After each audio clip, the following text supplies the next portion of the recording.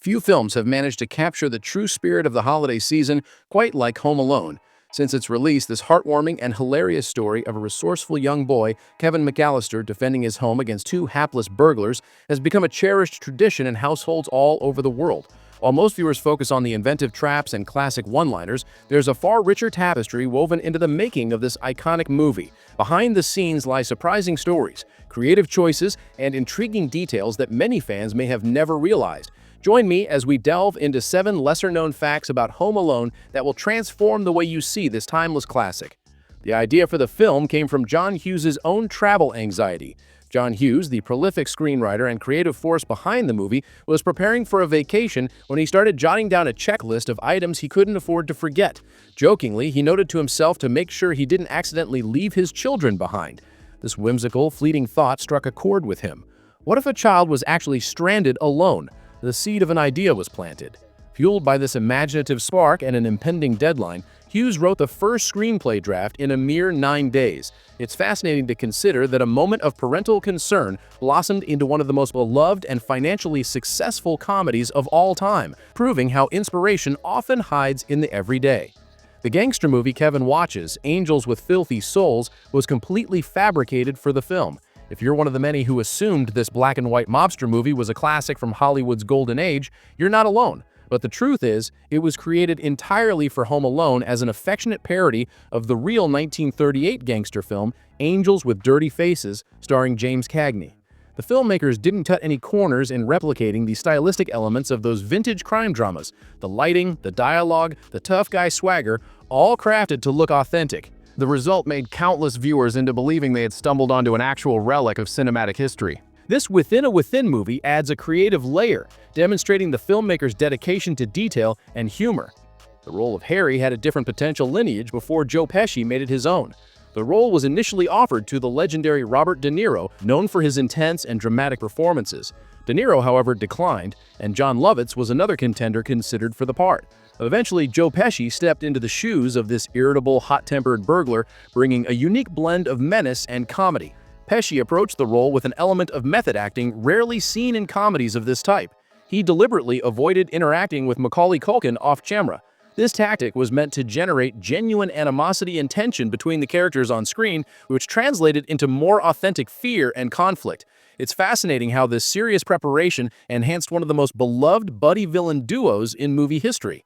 The iconic scream after applying aftershave was an unplanned improvisation. That piercing scream, accompanied by Kevin clutching his cheeks, is arguably one of the film's most unforgettable images. Surprisingly, it was an unscripted improvisation. Director Chris Columbus had instructed Macaulay Culkin to move his hands away from his face as he screamed. However, on the first take, Culkin instinctively kept his hands on his cheeks throughout the shot. Recognizing the raw comedic gold that had just been captured, the director decided to keep it that way. This spontaneous decision injected a genuine and lasting charm to the scene, showing how sometimes the best moments in movies come from actor instincts. John Candy's role as the Polka King of the Midwest was filmed in a single, grueling day. Unlike many supporting roles filmed over several days, Candy completed his entire performance in one marathon 23-hour shoot. What's even more impressive is that most of his lines were improvised, including the touching anecdote about leaving his child at a funeral home, a story that Candy drew directly from his own life experience.